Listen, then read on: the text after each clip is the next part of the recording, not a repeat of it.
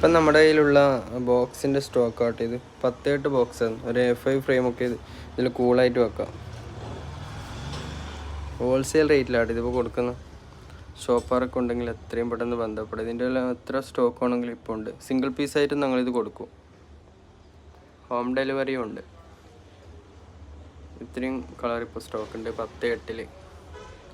അതുപോലെ തന്നെ 10-12 ഇതാ ഇത്രയും കളർ ഇപ്പോൾ സ്റ്റോക്ക് ഉണ്ടോ.